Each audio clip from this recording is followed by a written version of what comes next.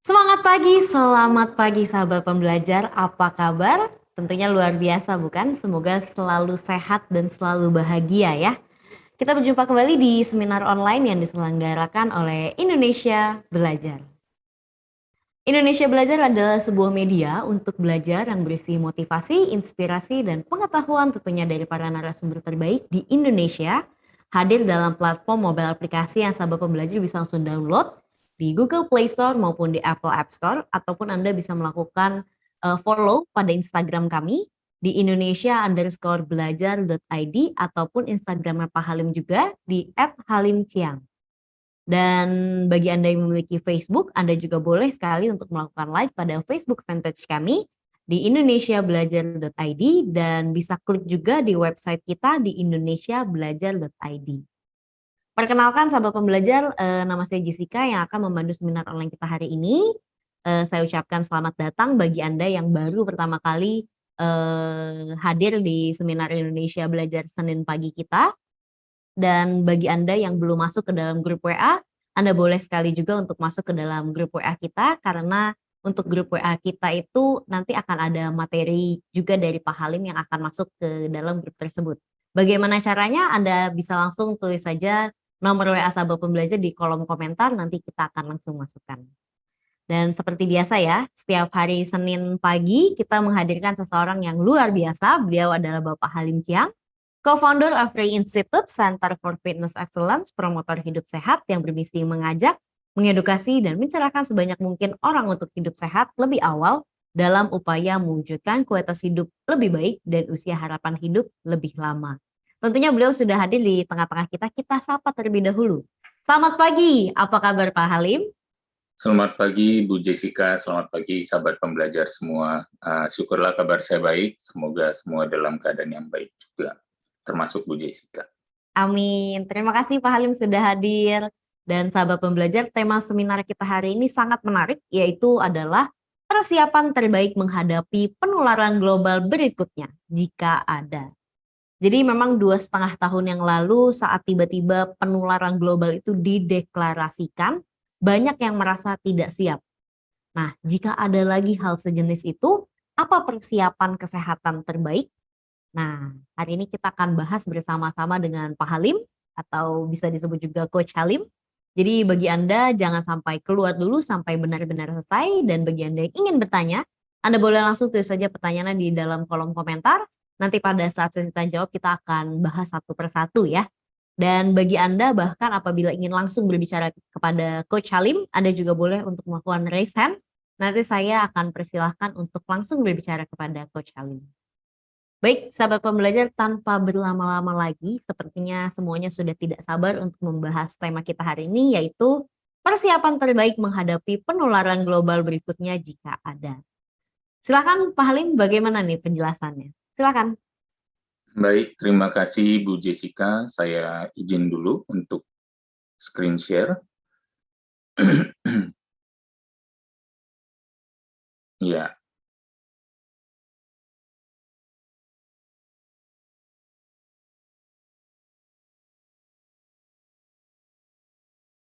ya.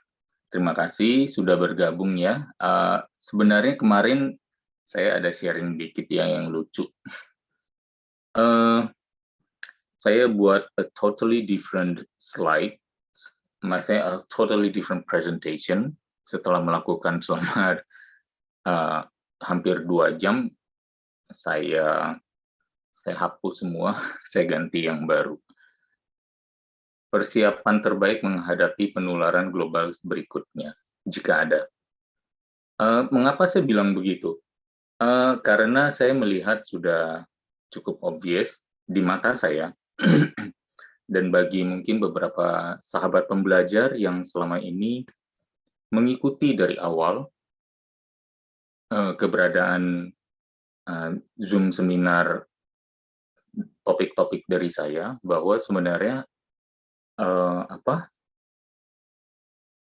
terlalu dipaksakan dan diburu-buru semuanya ini, seolah-olah mengatasnamakan kebaikan, mengatasnamakan kewaspadaan, mengatasnamakan kepedulian pada sesama, maka semuanya ini dan mengatasnamakan emergency, sehingga semuanya harus diburu-buru, siap atau tidak dipaksakan, gitu. Bahasanya simpang siur, tapi yang jelas adalah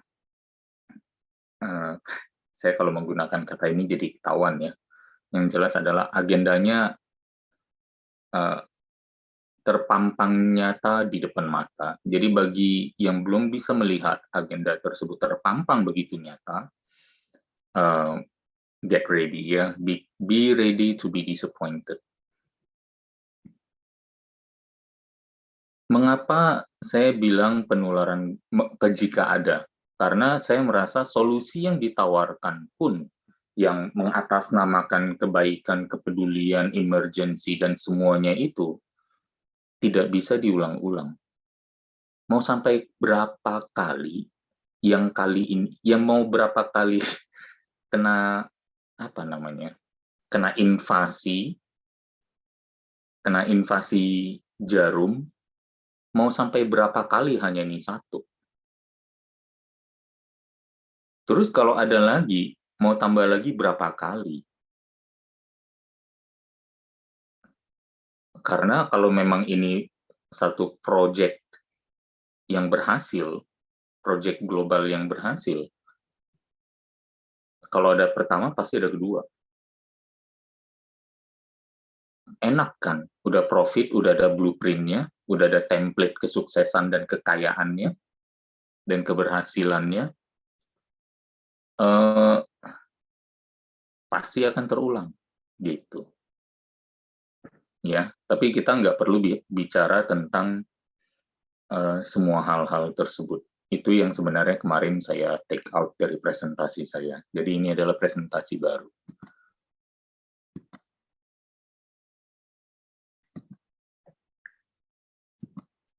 Ini adalah checklist tentang hal yang melemahkan daya tahan dan kekebalan tubuh. Dan ini yang sebenarnya kita harus akui bersama, yang menjadi kontributor angka yang namanya bayangkan, dari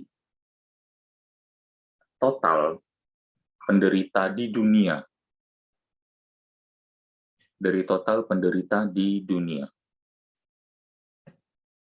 tingkat kematiannya berapa persen? Di Indonesia katanya kemarin kalau nggak salah 2,4. Dan you should ask why, mengapa 2,4? Sementara di dunia itu 1,04%. Jadi dari 100 orang yang kena, 1 orang meninggal, 99 survive. Dan itu dijadikan angka yang harus difokuskan oleh masyarakat dan di-feeding terus setiap hari oleh jutaan orang, ratusan juta orang di seluruh dunia melalui platform sosial media, messenger, dan lain-lain.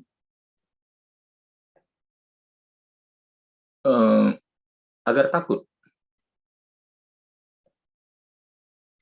Dan dari 1 orang yang meninggal itu, berarti kalau saya blow up angkanya lagi nih, saya blow up lagi angkanya karena saya kalikan multiplier 100 deh, supaya dapat 100 orang meninggal, berarti ada 10.000 orang yang kena. 1% berarti ya 10.000 orang. Dari 10.000 orang yang kena, ada 100 orang yang meninggal. Dari 100 orang yang meninggal, 95% across seluruh negara, 95% yang meninggal ada at least 1 atau 2 komorbiditas. Jadi kalau kita membahas dari segi angka statistik ini aja, bagaimana caranya mengakhiri ceritanya deklarasi penularan global ini? Make sure 95% ini tidak ada. Karena apa? 95% ini, yang namanya komorbid ini, rata-rata adalah penyakit yang ada di sini. Coba kita lihat satu persatu. Bahkan di 5% yang yang meninggal lainnya juga mungkin ini, adanya rasa takut, cemas, khawatir, was-was, marah, frustrasi, kesal, dendam, bersalah. Apapun itu yang akhirnya membuat kita memiliki daya tahan tubuh yang lemah. Dan terus terang mengadopsi ketakutan sebagai upaya awal, modal awal. Gue takut, makanya gue melindungi diri. Dasar awal itu aja sudah salah. Saya takut sakit, makanya saya olahraga. Saya takut sakit, makanya saya menjalankan hidup sehat. Fail. Saya menjalankan hidup sehat karena saya suka akan nikmatnya sehat.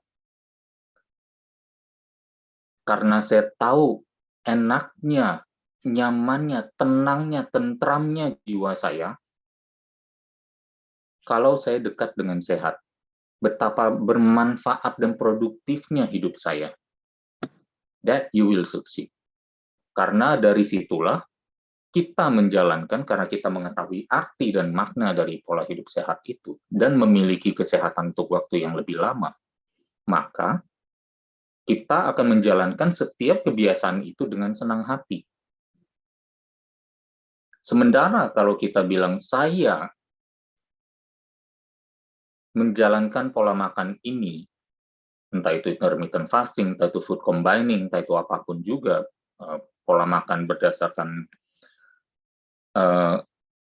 golongan darah, atau paleo, atau vegan, karena saya takut sakit, karena kolesterol saya tinggi, karena triglycerid saya ini, karena dokter sudah memvonis saya itu, saya takut.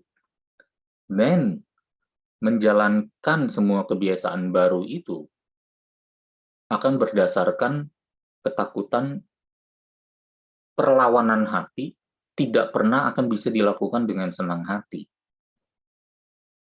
Sama dengan cara kita melindungi diri dari penularan berdasarkan saya takut tertular. Saya takut. Karena apa? Kalau tertular itu identiknya mati. Padahal 99% sembuh.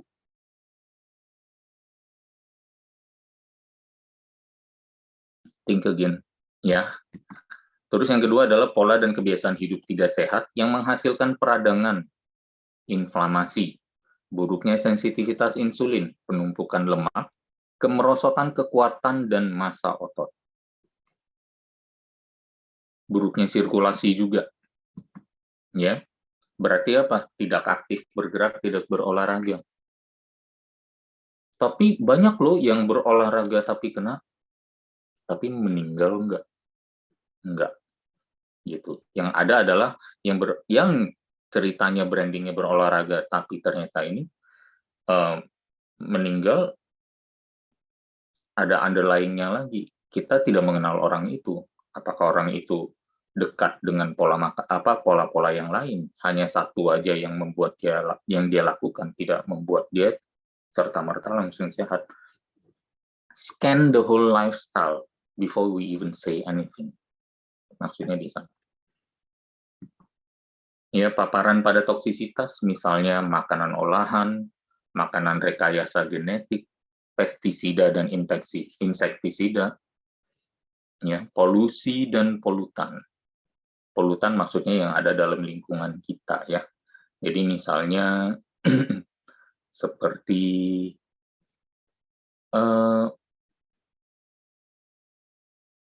mungkin apa ya, banyak hal lah, ya. Termasuk pengharum ruangan, termasuk juga mungkin produk-produk yang kita pakai, ya. Bahkan juga ada energetik, ya, seperti radiasi pada komputer, radiasi pada saluran telekomunikasi, radiasi pada perangkat-perangkat elektronik di rumah, medikasi juga, ya, medikasi dalam arti yang merasa perlu menjaga angka-angka tertentu supaya normal, maka perlu dijaga gawang oleh berbagai serangkaian medikasi, dan menganggap medikasi itu adalah salah satu kunci sehat karena sehat itu asosiasinya angka-angka normal itu. Padahal bukan demikian. Asupan nutrisi yang buruk yang menimbulkan ketidakseimbangan maupun defisiensi atau kekurangan. Lalu adanya physical abuse, overuse, misuse, underuse. Dalam hal ini juga termasuk olahraga berlebih, overtraining.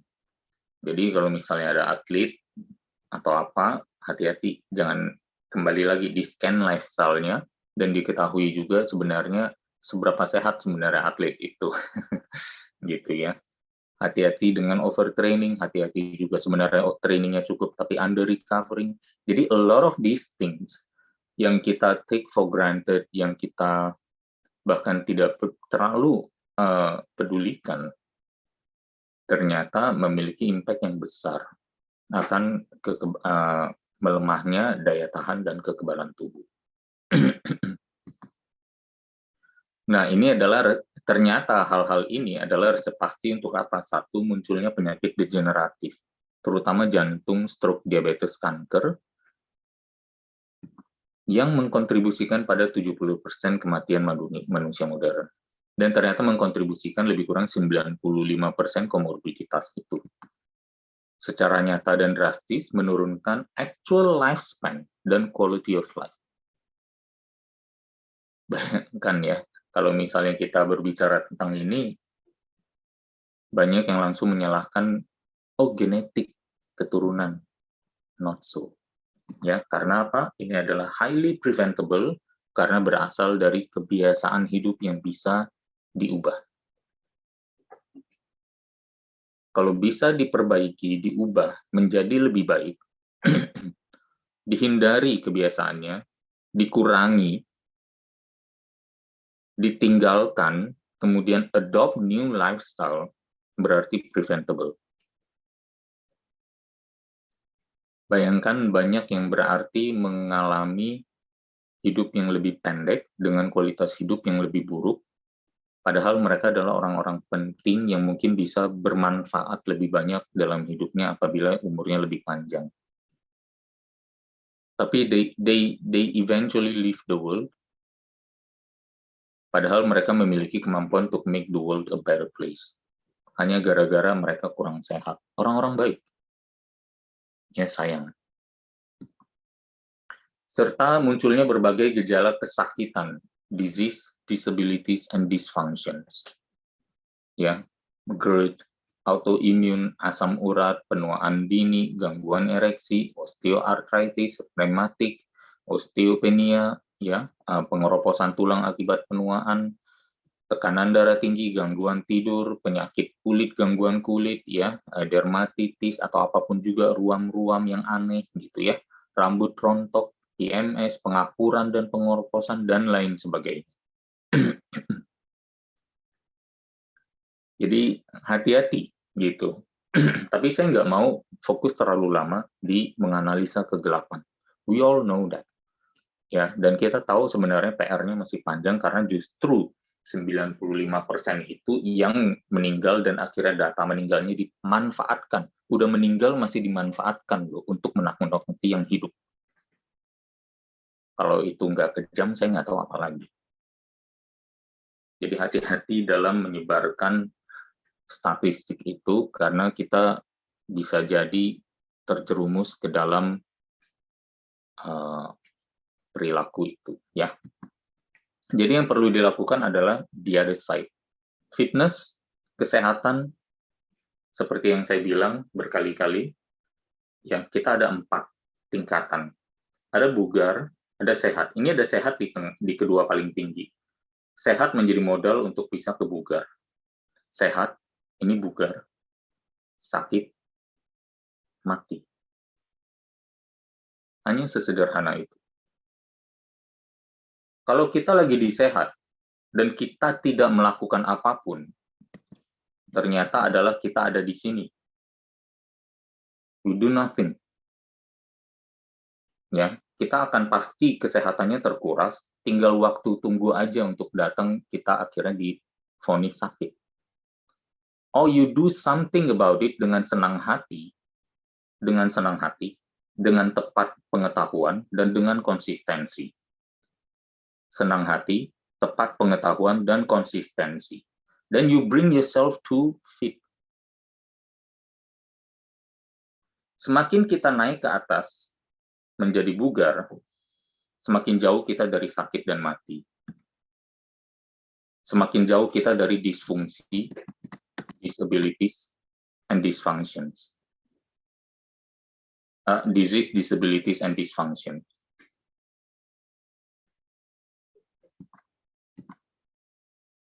Emotional and psychological-nya berarti buatlah keseimbangan.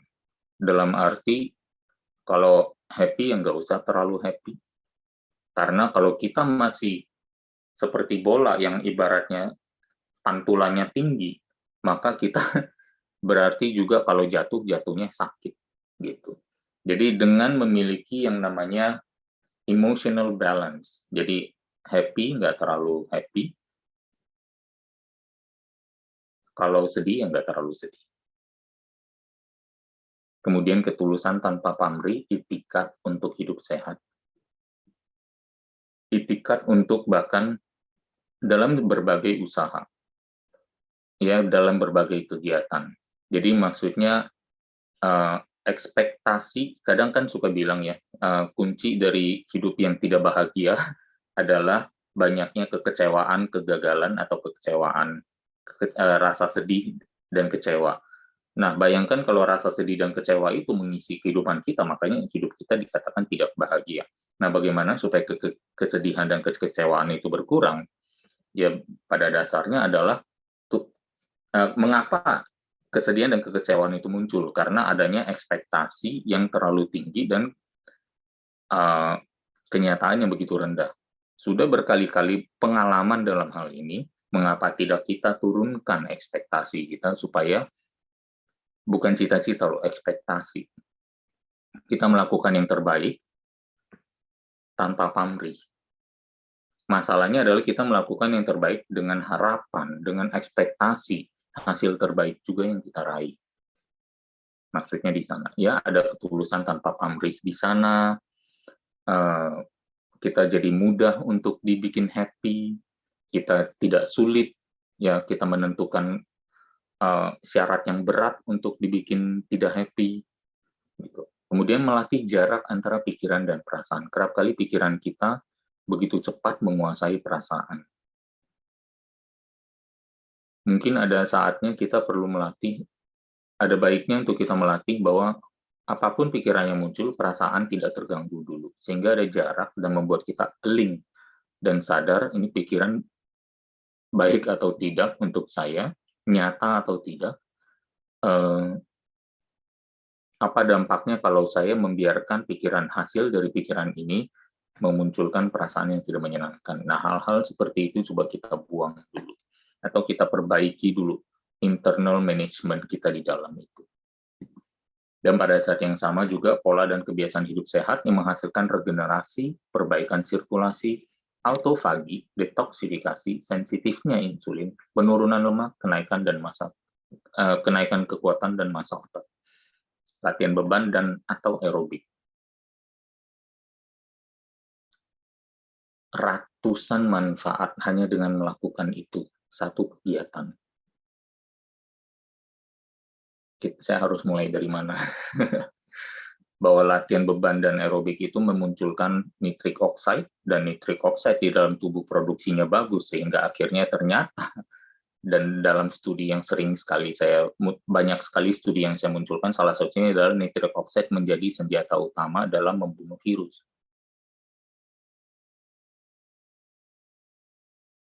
Virus yang ada nomornya ini.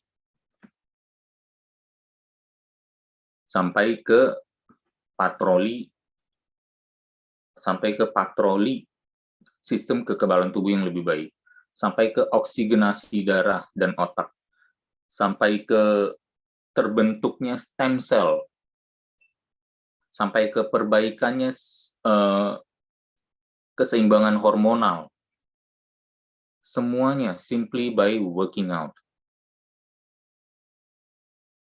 Kemudian apapun tadi toksisitas yang ada, kita kurangi paparannya, tingkatkan kedekatan dengan alam, dan asupan nutrisi yang baik, yang seimbang, yang menghasilkan keseimbangan dan pemenuhan kebutuhan. Juga physical proper use and functionality. Ya, membuat tubuh kita kuatkan di setiap bagian tubuh kita, otot, pembuluh darah, jantung, paru-paru, pankreas, lambung, usus, sistem limfatik, otak, kelenjar-kelenjar, ya, organ reproduksi, semuanya proper use, highly functional. Investasikanlah pola hidup sehat ini, kebiasaan-kebiasaan ini. Tinggalkan yang menguras kesehatan kita. Jadi ibarat kalau misalnya saya analogikan mungkin ya dengan ceritanya saya orang zaman dulu gitu, yang di rumahnya dulu masih pernah punya bak mandi. Di bak mandi itu di bagian bawah selalu ada sumbatan untuk dibuka dan membuang, menguras isi bak mandi itu saat baknya sedang mau dicuci. Karena dulu ya masih konsep mungkin perusahaan air minumnya masih penyebarannya, pemasangan pipanya masih kurang, sehingga rakyat masih menggunakan banyak air tanah, sehingga karena air tanah itu akhirnya muncul endapan di bak mandi, sehingga harus dikuras dan dibersihkan tanah-tanah yang mengendap itu. Tapi saya tertarik dengan analogi ini karena apa? Di satu sisi bayangkan kalau misalnya kesehatan kita, saldo di bank, atau saldo air di dalam bak itu tinggi, kalau tidak pernah kita isi, kita terlahir dengan memiliki saldo kesehatan yang optimal. Kalau kita pelan-pelan kuras, dan sebenarnya itulah jalan kehidupan kita. Jadi ceritanya si baknya habis, berarti umur kita selesai. Begitu kita terlahir, sebenarnya sumbatan air di bawah itu sudah dibuka. Tinggal seberapa cepat kita mengisinya, dan seberapa besar pengisian itu untuk mendelay pengosongan. Nobody thinks about that. Hardly ever. Ya, beda antara niat dan melakukan. Banyak yang niatannya sehat, tapi apa yang dilakukan? Gitu ya. Jadi kita sekarang mau survival of the what? Mengagungkan penyakitnya hebat lu, mematikan lu, mengerikan lu. Wih, gila, serem. Kemudian menyepelekan kebaikan yang ada di dalam diri. Terus reaktif aja. Kita diam aja deh. Nanti kalau dia mau mukul, kita baru bereaksi nanti apa. Kita diam aja, kita nggak berdaya soalnya. Ya, jadi kita hanya menunggu dan takut dan cemas, tunggu nanti aduh apa lagi. Atau kita mau survival of the wisest. Dalam hal ini orang-orang yang wise akan membangun tubuhnya menjadi the fittest juga. There is no wisdom in neglecting your health. Mengagungkan kebaikan yang ada di dalam diri kita. Saya kemarin juga pas baru baca. Saya nggak tahu apa ini benar atau tidak, tapi saya akan coba merisetnya. Ada pernyataan bahwa organ hati kita, liver kita, memiliki kemampuan untuk meregenerasi dirinya. Organ hati memiliki kemampuan untuk meregenerasi dirinya, walaupun ceritanya sudah terpotong dan sisa 51%. Jadi bayangkan liver kita ceritanya ada bagian yang rusak dan ceritanya harus terpotong. Tapi karena terpotongnya lebih kurang 49%, ternyata hati itu masih bisa meregenerasi dirinya sampai 100%. Such is the divinity in you. Demikian agungnya kehebatan yang sudah Tuhan bekalkan kepada kita. Tapi kita lupa kita memilikinya. Kita sadar kita memilikinya, tapi kita tidak tahu bagaimana mengoptimalkannya. Tapi begitu jagonya kita untuk mengurasnya. Begitu jagonya kita untuk menempatkan fokus dan aliran energi kita untuk mengetahui kuman ini loh, ukurannya berapa, pelindung ini loh, ukurannya berapa, nanti bisa masuk apa enggak ya.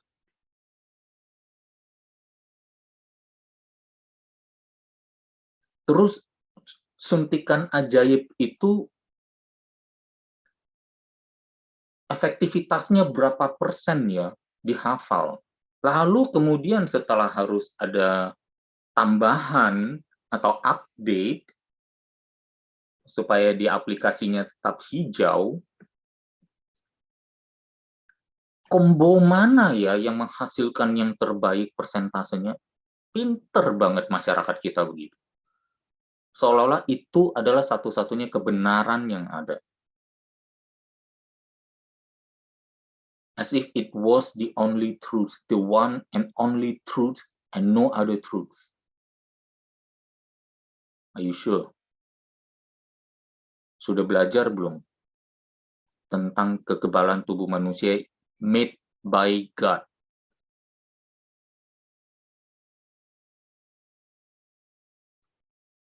Sorry, saya jadi kedengarannya begitu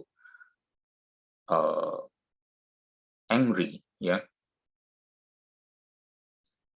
Agungkanlah kebaikan yang ada dalam diri dengan mengadopsi pola hidup dan pola pikir yang memaksimalkannya. Tinggalkan semua pendapat expert yang menyepelekan kebaikan yang ada dalam diri Anda. Bijak pada diri sendiri dan orang lain, berlaku preventif promotif, tentram seimbang tak terusik.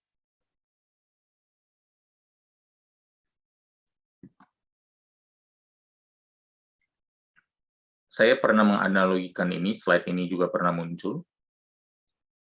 2,5 tahun ini ibarat kita ini tiba-tiba dijebloskan ke dalam oktagon. Ya. Dalam waktu dijebloskan ini, cilakanya si event organizer dan si announcer pertandingan, si pengumum, ya, si yang pegang mic untuk memperkenalkan para kontestan, begitu sepihaknya hanya menceritakan hebatnya si musuh. Anda tidak pernah diceritakan betapa hebatnya Anda.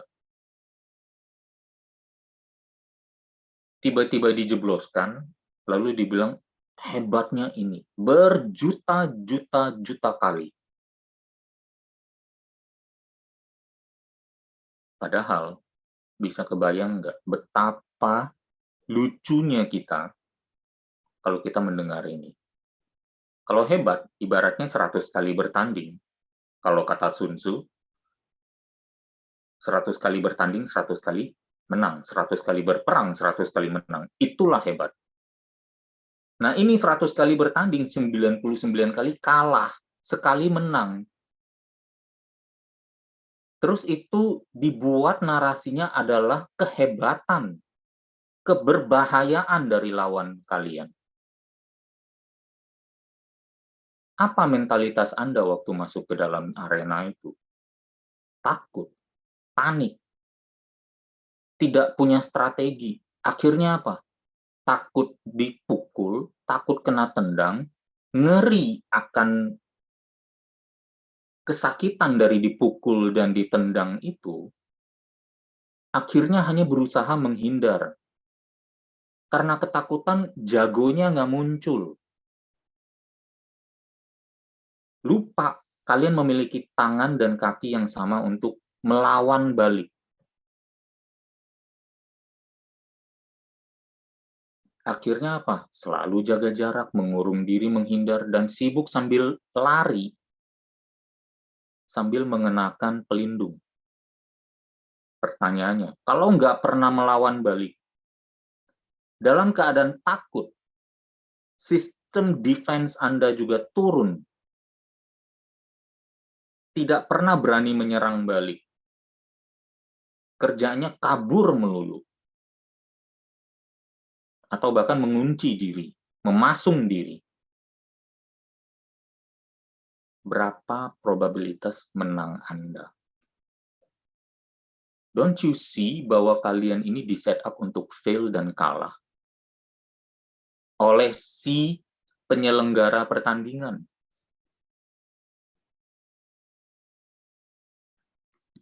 Now imagine this, Anda terlatih. Sebelum dijebloskan ternyata setiap hari udah latihan grappling, jiu-jitsu, muay thai, kyokushin karate. Terampil dalam mengelak, terampil dalam melancarkan serangan. Segalanya Anda pakai.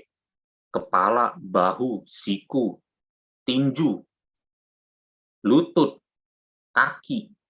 Tendangannya kanan, kiri, depan, belakang, memutar, semuanya Anda pintar dan mahir. Daya tahan tubuh juga kuat, karena apa? Berani, tenang, tidak takut, imunnya tidak turun. Tetap dalam bertanding kan, any good fighter pasti akan menjaga jarak. Menghindar sewajarnya bila diserang. Karena dia berpikir bagaimana cara menjatuhkan musuh. Dan mengaplikasikannya dengan serangan-serangan yang telak. Apa probabilitas menang, kalah, atau serinya? Melawan oponen yang 99 kali kalah, 1 kali menang. Terus 1 kali menangnya melawan orang yang tidak berdaya, yang banyak komorbid, yang umurnya udah tua, beraninya mah yang tua, "Lu berani coba sama gue?" Gitu loh maksudnya. Think really hard. Gunakan waktu ini untuk merenung aja coba.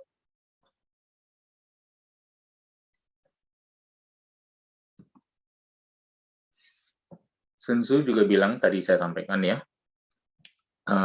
kemenangan hanya milik mereka yang bersedia membayar harga.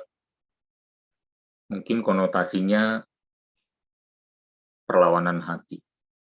Tapi kita juga bisa membayar harga dengan pertemanan hati. Lakukan dengan senang hati semua pola hidup sehat itu.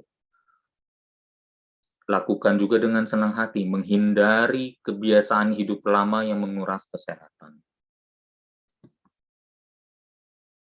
Berhati-hatilah dengan pengetahuan palsu.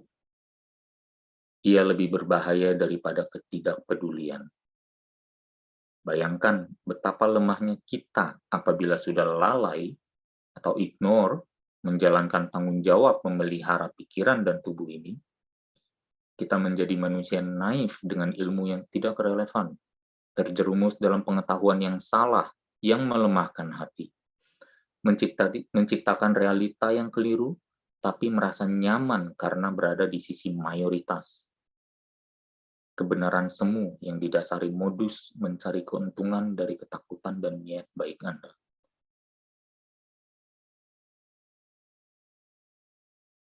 Siapa yang merasa saya adalah anak yang baik dan berbakti kepada orang tua saya. Oleh karena itu, saya berkewajiban melindungi orang tua saya, sehingga orang tua saya pasung nggak boleh keluar rumah.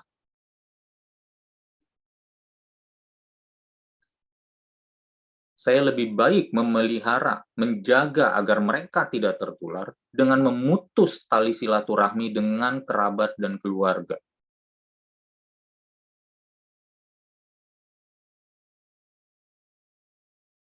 niat baik.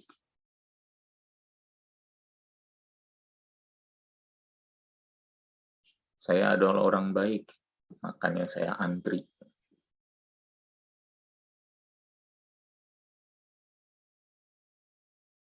Karena katanya antrian ini bisa mencegah penyebaran. Taunya bohong. Bisa membuat saya tidak tertular, sehingga kita bisa menghentikan penyebaran. Taunya bohong. Bisa membuat saya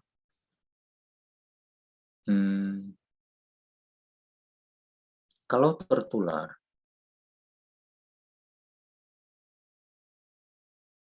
peluang meninggalnya lebih kecil dan peluang parahnya. Taunya bohong.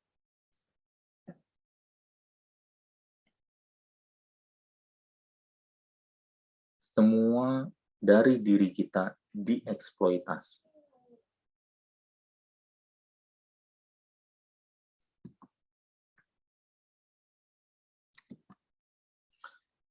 Mark Twain pernah berkata, bukanlah apa yang Anda tidak tahu yang menjerumuskan Anda dalam masalah. Justru adalah apa yang Anda yakini, tapi ternyata tidak demikian adanya.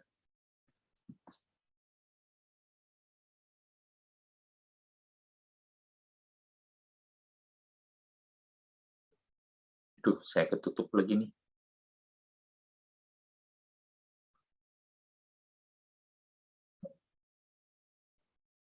Ini kendala dengan Zoom nih, ada bar yang nggak naik-naik dan nggak hilang-hilang.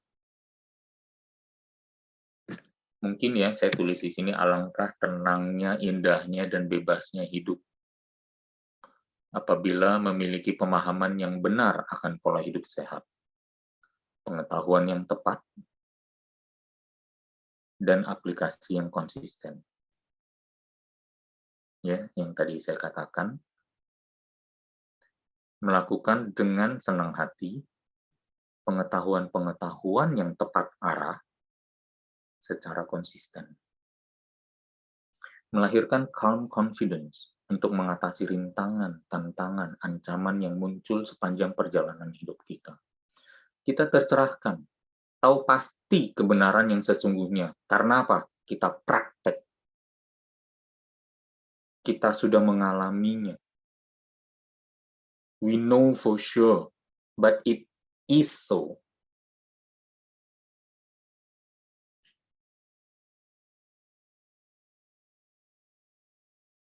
See the difference. Ya. Ini juga sering saya sampaikan, di saat tidak ada musuh dari dalam, di saat kita tidak menciptakan pikiran ketakutan itu, di saat kita tidak bersedia atau tidak mudah ditakut-takuti, di saat kita tidak mensabotase diri kita dengan pemikiran-pemikiran salah mengenai hidup sehat dan hidup tak sehat. Waduh, mana enjoy hidup pantang ini, pantang itu. Menderita banget sih lu olahraga, latihan beban. Beban hidup udah tinggi, ngapain nambah beban lagi dengan latihan beban? Whatever. Sebenarnya, saya melihat orang-orang itu sedang menciptakan musuh di dalam dirinya sendiri. Perlawanan hati. Ada musuh. Yang when there is no enemy within, the enemies outside can do us no harm. Saat tidak ada musuh di dalam, musuh di luar tidak akan pernah membahayakan diri kita.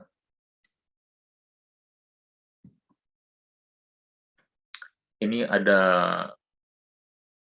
apa ini? Credo seorang pejuang, warrior, petarung. Saya sedikit ambil sisi emosional di sini, sisi kinestetik, kalau tidak salah namanya, ya. Ku melihat dengan pandangan yang berbeda, gambaran yang lebih besar daripada langit kelabu. Walaupun banyak yang tidak bisa memahaminya, ku berdiri tegak melawan terpaan angin. Keberanianku bukan dari bertempur, tetapi dari kekuatan dalam diri. Aku seorang pejuang yang akan menempuh lebih jauh, bukan karena aku harus, tetapi karena perjalanan ini pantas untuk berlalunya waktuku.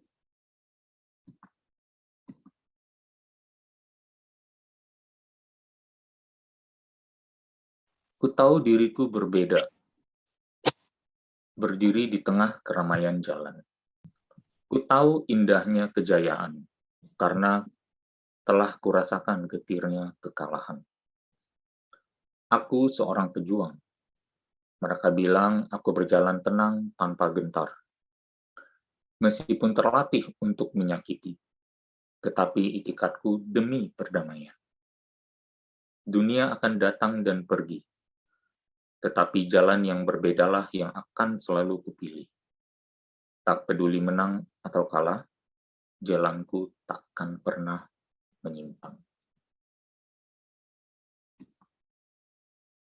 Thank you. Makasih, dan tentunya saya minta maaf kalau ada kekurangan atau hal yang kurang berkenan. Saya kembalikan ke Bu Jessica. Siap, luar biasa sekali Pak Halim.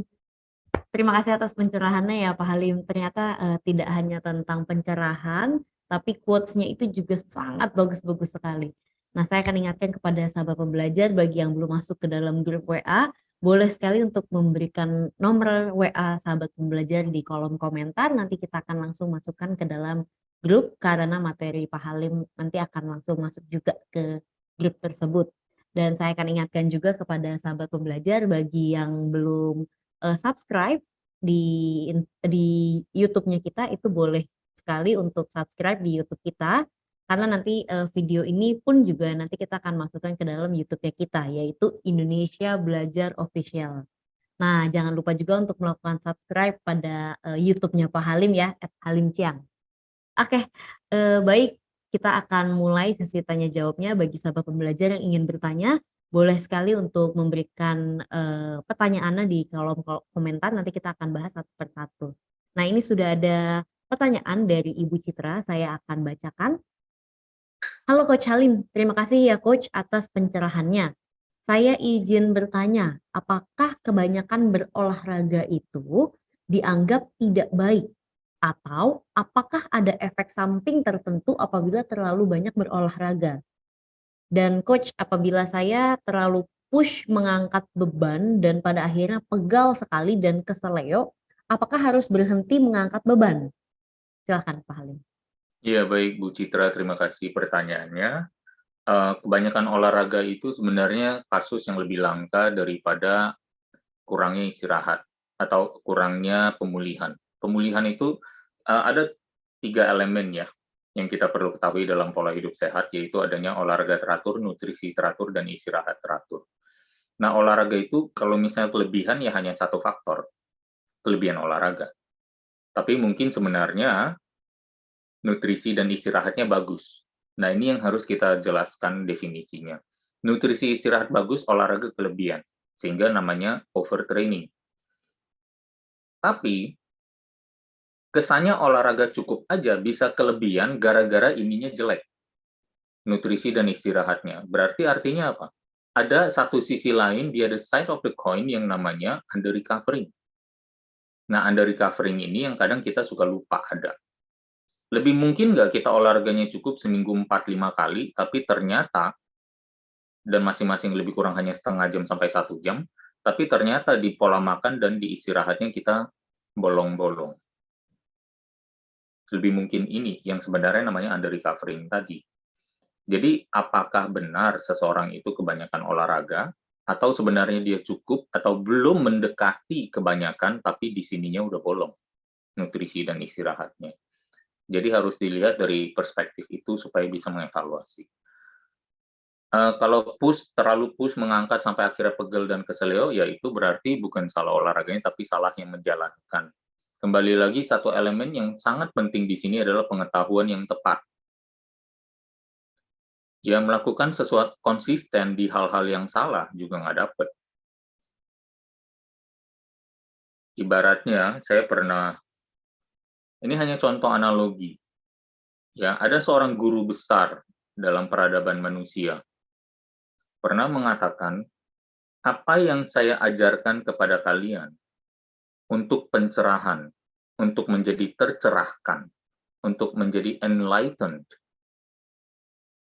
Ya, ibarat pengetahuan itu hanya ada seperti jumlah daun di dalam genggaman ini.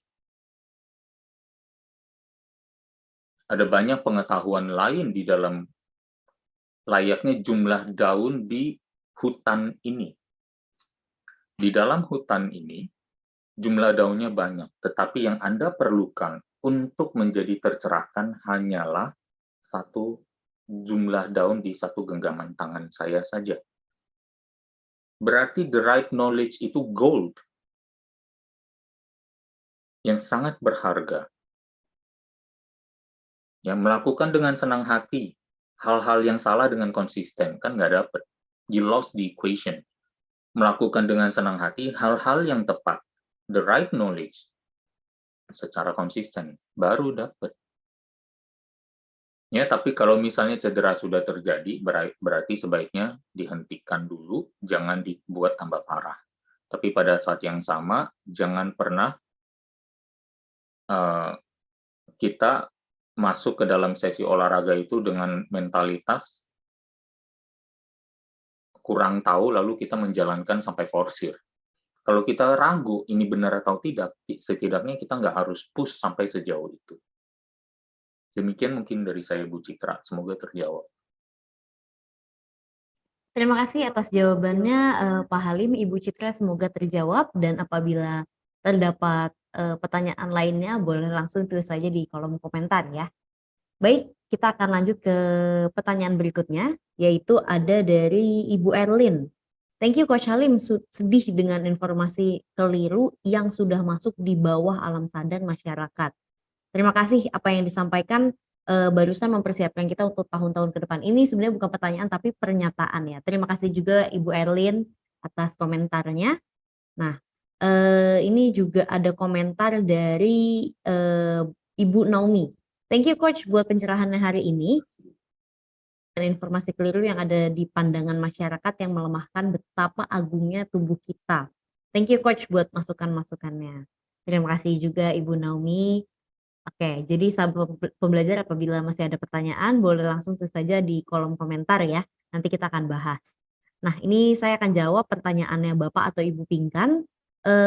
Tolong masukkan saya ke WA group ya. Terima kasih. Baik Ibu atau Bapak Pinkan boleh memberikan nomor WA-nya, nanti saya akan langsung masukkan ke dalam grupnya Coach Halim. Oke, ini juga sudah ada dari Bapak atau Ibu Adela. Parameter latihan beban adalah load. Parameter latihan kardio adalah heart rate atau HR. Semakin kita banyak latihan, semakin kita kuat.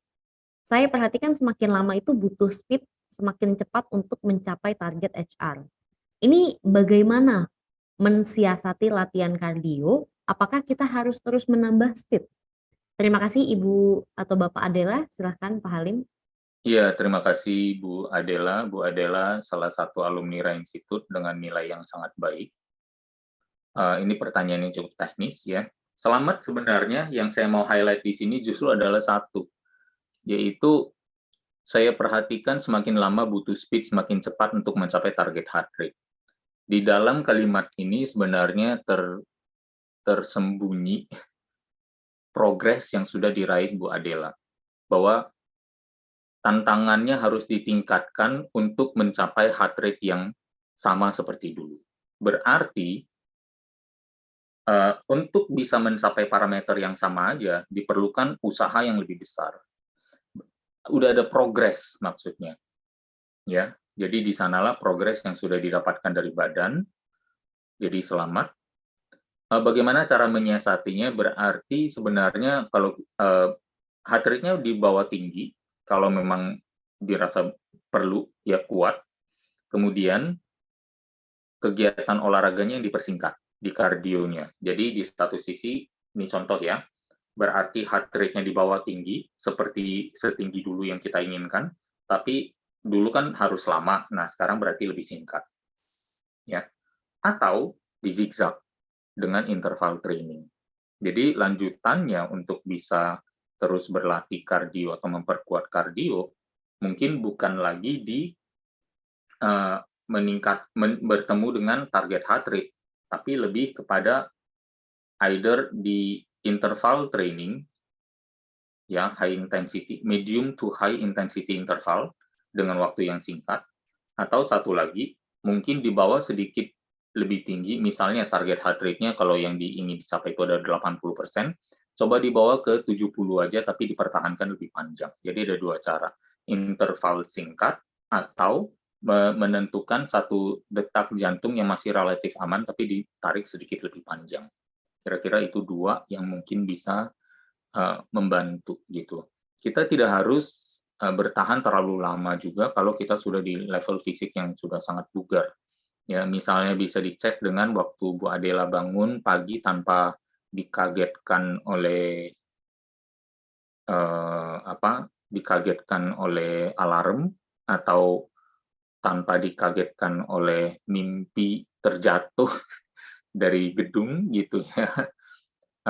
Jadi terbangunnya santai ya, dan bisa dilihat heart rate waktu istirahatnya itu, waktu terbangun itu dan istirahat kira-kira berapa berapa per menit gitu. Nah, kalau misalnya udah makin turun angkanya berarti jantungnya sudah menguat. Jadi itu parameternya. Jadi untuk bisa dijaga di sana, ya beberapa hal tadi yang saya sampaikan. Selamat Bu Adela, keep, working out ya, bagus konsisten sudah didapat makanya punya hasil. Selamat.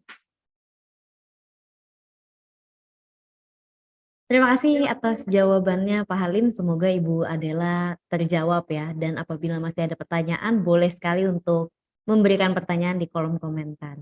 Nah ini juga sudah ada dari Ibu Deborah Amelia, boleh tanya? Boleh Bu. Kalau demam apakah sebaiknya tetap olahraga atau istirahat Coach Halim? Silahkan. Nah, terima kasih Bu Deborah pertanyaannya, kalau demam apakah sebaiknya tetap olahraga atau istirahat? Nah, ini yang saya kadang agak bingung ya, kalau kita demamnya setiap hari selama 2 minggu, ya itu bukan demam lagi namanya gitu, something is terribly wrong gitu ya. Eee, tapi kalau memang di saat kita sudah rutin berolahraga, ini akhirnya kan kita tanya kepada siapa orang-orang yang sudah rutin berolahraga, terus tiba-tiba dia demam, ya berarti dia sebaiknya istirahat. Karena tubuh telling something, gitu. Tapi kalau misalnya demam itu malah menjadi satu kebiasaan yang sudah berlangsung selama 1 bulan, saya rasa dan kita karena demam itu kita berpikir, "Ah, kayaknya saya istirahat terus deh sampai demamnya turun." Tapi nggak kunjung-kunjung turun, maybe you need to do something else. Jadi tergantung orang yang mana yang menghadapi demam tersebut. Jadi mungkin jawabannya juga akan berbeda. Kira-kira begitu, Bu Deborah. Semoga terjawab, Bu. Terima kasih Pak Halim atas jawabannya. Ibu Deborah apabila masih ada pertanyaan boleh silahkan ya Bu ya. Nah ini juga ada dari Ibu Fahrul Mawar. Pak Coach Halim Fahrul minta ini ya, oh Bapak ya. mhm. Coach Halim minta pendapat tentang berat badan ideal. Oke, ini juga coach sebenarnya, Coach Fahrul ya. Terima kasih, coach dan dokter sebenarnya beliau ini. Eee,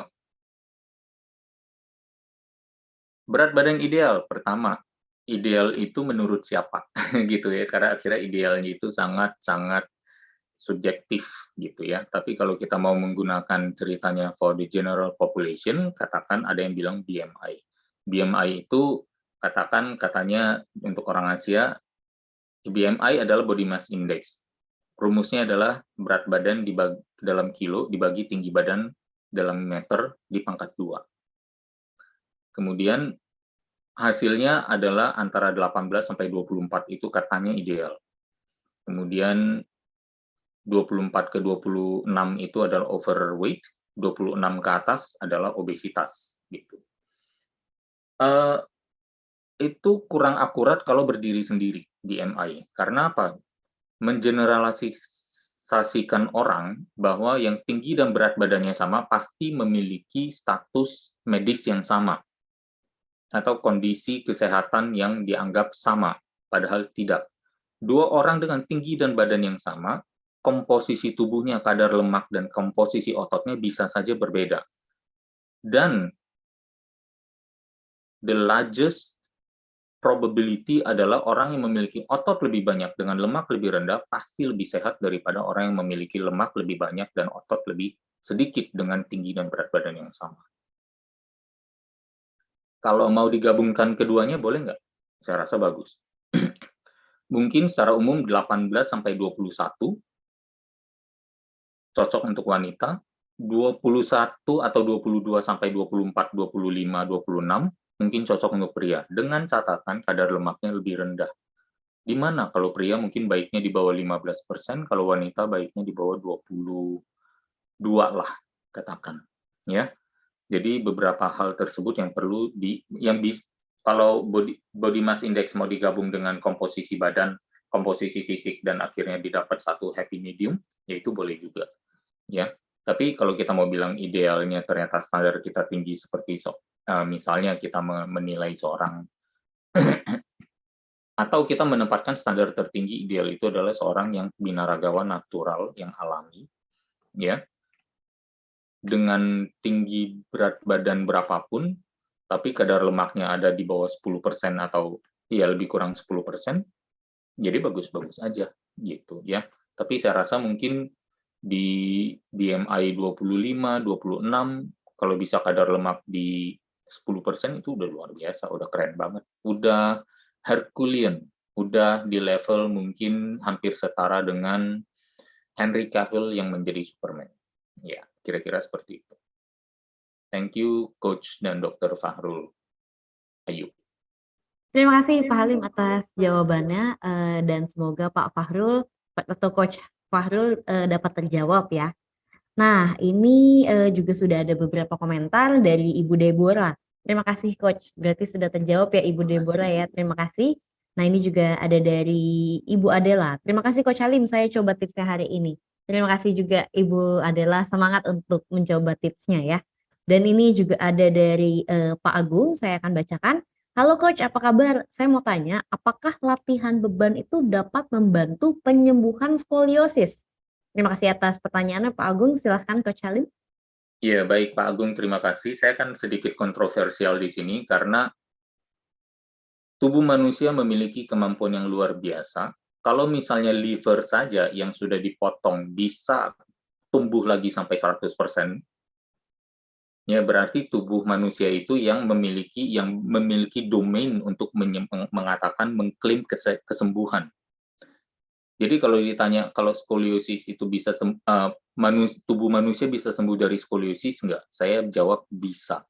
Apakah latihan beban bisa membantu? Saya yakini itu. Karena apa?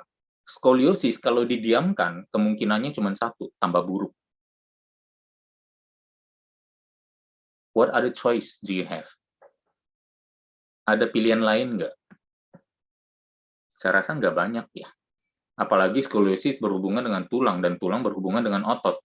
Jadi kalau misalnya otot ternyata skoliosis itu terjadi, skoliosis adalah terjadinya kemiringan kurva otot tulang belakang membentuk seperti S apabila dilihat tepat dari belakang.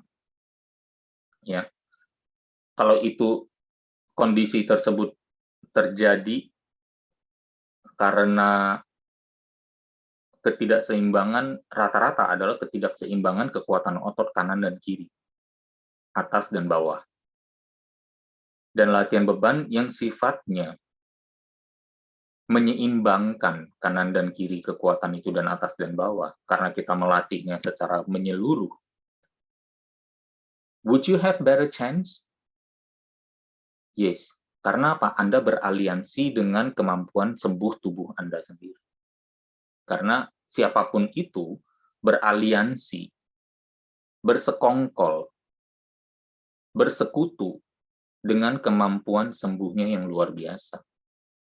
Ada chance nggak di sana? Saya bilang ada, tapi apakah dibilang saya jadi nggak mau bilang latihan beban menyembuhkan skoliosis, bukan.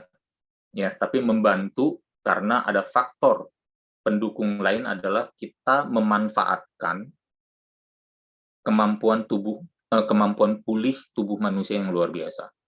Kira-kira di situ, ya. Jadi saya sedikit kontroversial di sini, toh sebenarnya kalau mau dibilang, industri lain juga tidak berhak untuk mengklaim kesembuhan pada pasien atau pada klien, gitu kira-kira. Semoga terjawab, Pak Agung. Terima kasih Pak Halim atas jawabannya Pak Agung, semoga terjawab ya. Nah ini Pak Agung pun juga langsung berkomentar, terima kasih Coach, berarti terjawab ya. Terima kasih sahabat pembelajar, tidak terasa ternyata sekarang sudah jam 11.15. Sudah saatnya kita tutup seminar kita hari ini. Saya ucapkan terima kasih yang sebaik-baiknya kepada Pak Halim atas pencerahannya. Dan terima kasih juga sahabat pembelajar telah hadir di tengah-tengah kita. Tapi sebelum kita benar-benar tutup, saya boleh persilahkan Pak Halim untuk memberikan sebuah closing statement. Silakan Pak. Baik, terima kasih Bu Jessica. Sekali lagi terima kasih juga sahabat pembelajar semua yang sudah tune in hari ini. Semoga mendapat manfaat adanya. Mungkin saya terdengar agak agresif hari ini atau kurang menyenangkan, mohon dimaafkan juga. Saya cuma hanya menitip satu pesan sebenarnya sederhana ya. Kalau misalnya ada satu penularan global kali ini saja, semua orang harus ditusuk jarum berkali-kali. Kalau misalnya ini ada lagi dan ada lagi dan ada lagi, mau berapa kali sampai berapa kali kita submit tunduk dalam konsensus kesepakatan bersama bahwa ini adalah solusi terbaik dan tidak ada solusi lainnya. Think about it. Is it really that simple? Bahwa solusi terbaik adalah untuk selalu membombardir tubuh manusia dengan suntikan dari cairan yang saya nggak tahu terbuat dari apa.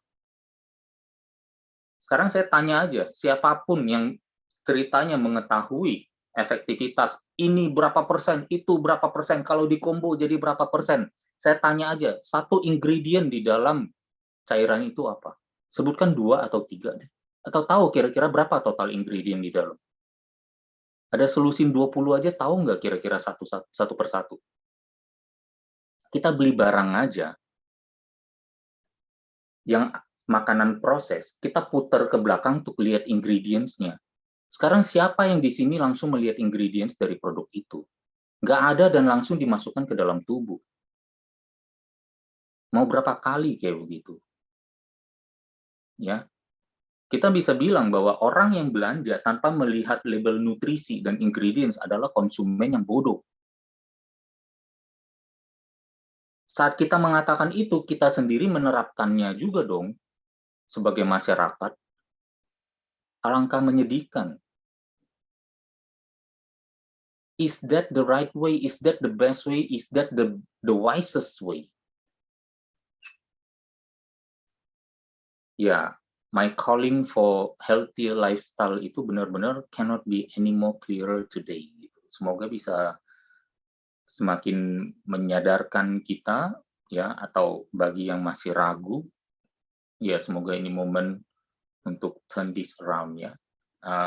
Dan semoga kita dengan hasil yang kita tunjukkan, konsistensi, ya tadi yang saya sampaikan, melakukan dengan senang hati, hal-hal yang tepat dan berdasar dan berbasis dengan ilmiah pengetahuan yang benar, yang dalam satu genggam telapak tangan itu, jumlah daun dalam satu genggam telapak tangan itu, dan dilakukan dengan konsisten. Ya, semoga menghasilkan sesuatu yang sangat fruitful untuk kehidupan kita semua. Terima kasih. Sekali lagi kita bertemu lagi, semoga 2 minggu ke depan. Terima kasih Pak Halim, luar biasa sekali. Dan saya ucapkan sekali lagi terima kasih kepada Pak Halim atas pencerahannya. Dan terima kasih juga sahabat pembelajar telah hadir di tengah-tengah kita. Saya akan ingatkan kembali apabila belum melakukan follow di Instagram Indonesia Belajar, dapat melakukan follow di indonesia_belajar.id. Dan juga melakukan follow di Instagram Pak Halim @halimciang. Terima kasih, kita akan berjumpa lagi di minggu depan, 2 minggu lagi lebih tepatnya, tentunya dengan tema yang tidak kalah luar biasa dari hari ini dan, semoga Anda semua selalu sehat. Saya Jessica dan beserta tim yang bertugas mohon undur diri. Bapak Ibu mungkin boleh ucapkan terima kasih, boleh di-unmute videonya, maksud saya suaranya, silakan. Terima kasih dan sampai jumpa.